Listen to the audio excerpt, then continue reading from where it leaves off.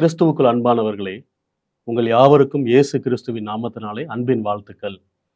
இந்த நேரத்திலே ஆண்டவர் நம்மோடு பேசும்படியாக நாம் கண்களை மூடி ஜெபிப்போம். அன்பின் ஆண்டவரே, அப்பா, ஆண்டவரே, எங்களுக்கு முன்பாக இருக்கிற ஒரு இளம் சமுதாயம், இளம் வாலிபர் கூட்டம், ஆண்டவரே, அவர்களை வழிநடத்த வேண்டிய பொறுப்பு எங்களுடைய கைகளில் இருக்கிறது ஆண்டவரே. இந்த வேளையில் எங்களோடு கூட நீர் பேசும். ஆண்டவரே, நாங்கள் உம்முடைய வார்த்தைகளை கேட்டு அதன்படி நடக்க உதவி செய்தருளும். இயேசுவின் நாமத்திலே ஜெபிக்கிறோம் நல்ல பிதாவே, ஆமென். பாருங்க, 2 வாலிப தம்பிமார்க, அதாவது ஒரு வாலிப பிள்ளையும் அவன் கூட பிறந்த அந்த பிள்ளை கூட பிறந்த அண்ணன். இந்த 2 பேரும் ஒரு நாள் வந்து அப்படியே மொபைலை பார்த்துக்கிட்டே இருந்தாங்களாம் ரொம்ப நேரமா. அப்போ அவங்களுடைய உறவினர் ஒருவர் வந்து சொன்னாராம், பிள்ளைங்களா 2 பேரும் இப்படி மொபைல் ஃபோன்லேயே ரொம்ப நேரம் பார்த்துட்டே இருக்கீங்களே, வெளியில இவ்வளோ பெரிய ஒரு உலகம் இருக்குது, அந்த உலகத்தை கொஞ்சம் வந்து பாருங்க அப்படின்னு சொல்லி அந்த உறவினர் வந்து சொன்னாராம். அப்போ அந்த பிள்ளை சொல்லிச்சான், அங்கிள், நீங்க சொல்றீங்களே அந்த உலகம், அந்த உலகத்தோட அந்த லிங்கை எனக்கு அனுப்பிவிடுங்க, அதையும் நான் இந்த என்னுடைய மொபைல் ஃபோன்லேயே நான் பார்த்துடுறேன் அப்படின்னு சொல்லி சொல்லிச்சான். பாருங்க, இன்னைக்கு ஒரு இளம் சமுதாயம் நம்முடைய கண்களுக்கு முன்பாக இருக்கிறார்கள். இளம் வாலிபர்கள் கூட்டம் நம்முடைய கண்களுக்கு முன்பாக இருக்கிறார்கள். அவர்கள் எல்லாருமே என்ன நினைக்கிறாங்க தெரியுமா? அவங்க எல்லாருமே இந்த இளம் வாலிப பருவங்கிறது ரொம்ப ஒரு சந்தோஷமான ஒரு பருவம் தான். ரொம்ப மகிழ்ச்சியை தரக்கூடிய ஒரு காலகட்டம் தான். ஆனால் பாருங்கள், அவங்க என்ன நினைக்கிறாங்க அப்படின்னா, நம்மளை யாருமே கட்டுப்படுத்தக்கூடாது. நம்ம என்னவெல்லாம் நினைக்கிறோமோ அதெல்லாம் நம்ம செய்யணும். யாராவது அவங்களுக்கு அட்வைஸ் பண்ணா பிடிக்க மாட்டேங்கி, யாராவது இப்படி நடக்காத, இப்படி நட, இதை செய்யாத, இதை செய் அப்படின்னு சொன்னா அவங்களுக்கு பிடிக்க மாட்டேங்கி. பாருங்கள், இன்னைக்கு இருக்கிற வாலிபர்களுடைய கைகளில் ஒரு பைக் இருக்குன்னு வைங்களேன், அந்த பைக்கை மனம் போன போக்கில் அதை பயன்படுத்தணும்னு அவங்க விரும்புகிறாங்க. ஒரு மொபைல் ஃபோன் இருக்கு அப்படின்னா மனம் போன போக்கில் அதை பயன்படுத்தணும் அப்படின்னு விரும்புகிறாங்க. ஒருவேளை நண்பர்கள் வட்டாரம் அப்படின்னு வந்தோன்னா அதுலேயும் பார்த்தீங்கன்னா மனம் போன போக்கில் பேசணும், யாருமே நம்மளை தடை செய்யக்கூடாது, யாருமே நம்மளை வந்து அட்வைஸ் பண்ணிடக்கூடாது அப்படியெல்லாம் நினைக்கிறாங்க பாருங்க.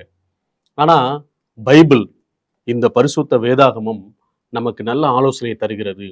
அது என்ன அப்படின்னா, இங்கே பாருங்க, சங்கீதம் 139:7 அந்த வார்த்தை என்ன சொல்லுது தெரியுமா? அங்கே தாவீது சொல்லுகிறார், ஆண்டவரே, உம்முடைய ஆவிக்கு மறைவாக நான் எங்கே போவேன் ஆண்டவரே. நல்லதுதான், வாலிப நாட்கள் சந்தோஷத்தை தரக்கூடிய நாட்கள், வாலிப நாட்கள் மகிழ்ச்சியா இருக்க வேண்டிய நாட்கள், நல்லா சந்தோஷமா இருக்க வேண்டியதான், மகிழ்ச்சியா இருக்க வேண்டியதான், ஆனந்தமா இருக்க வேண்டியதான். ஆனா பாதுகாப்பு வேலி அப்படின்னு ஒண்ணு இருக்குது பாருங்க. பாதுகாப்பு வேலி ஆண்டவர் நமக்கு அமைத்து கொடுத்திருக்கிறார்.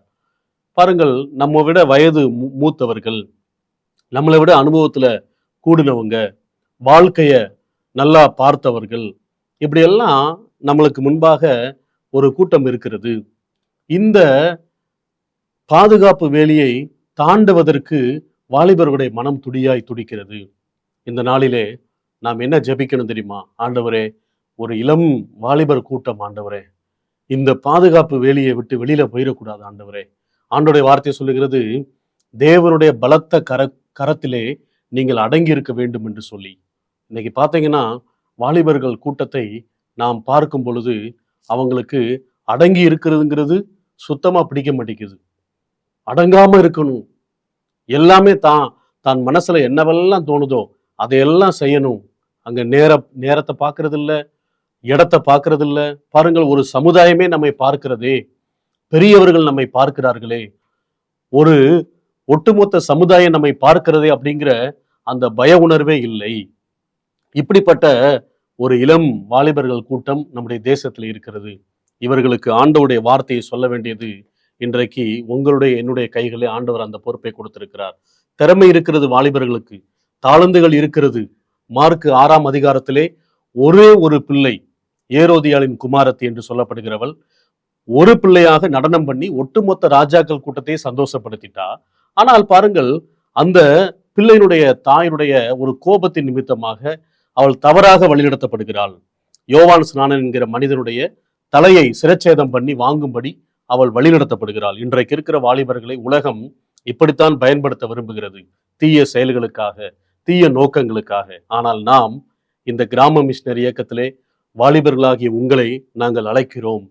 நீங்கள் ஆண்டவருக்காக பேச வாருங்கள், நீங்கள் ஆண்டவருக்காக செயல்பட வாருங்கள், நீங்கள் ஆண்டவருக்காக நல்லா சுதந்திரமா, நல்லா உங்களுடைய திறமைகளையும் தாளந்துகளையும் இந்த கிராம மிஷனரி இயக்கத்திலே செலவிடுவதற்கு, செலுத்துவதற்கு, உங்களுடைய பங்களிப்பை நீங்கள் கொடுப்பதற்கு நாங்கள் உங்களை அன்போடு அழைக்கிறோம். இங்க வந்து நீங்க இந்த கிராம மிஷனரி இயக்கத்திலே கிராம ஊழியம் செய்யலாம், சிறுவர் ஊழியம் செய்யலாம்.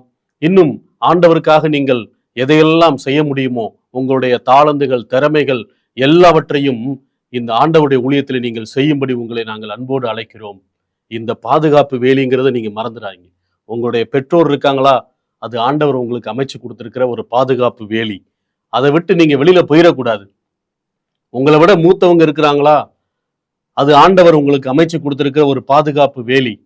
அந்த பாதுகாப்பு வேலியை விட்டு நீங்க தாண்டி போயிடக்கூடாது, நீங்க தாந்தோண்டித்தனமா போயிடக்கூடாது. அப்படி போகும்போது ஒரு ஆபத்திலே நீங்கள் சிக்கிக் கொள்வீர்கள். ஒரு படு பயங்கரமான ஒரு பாதாள குழியிலே நீங்கள் மாட்டிக்கொள்வீர்கள். வாழ்க்கை கேள்விக்குறியாகிவிடும். இந்த வார்த்தையை கேட்கிற அன்பான சகோதர சகோதரிகளே, ஒரு நல்ல வாழ்க்கை வாழ்வதற்கு ஆண்டவருடைய கரங்களை அர்ப்பணிப்போம்.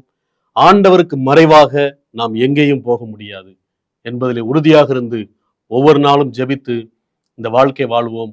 ஆண்டவர் நம்மை ஆசீர்வதிப்பாராக. ஆமேன்.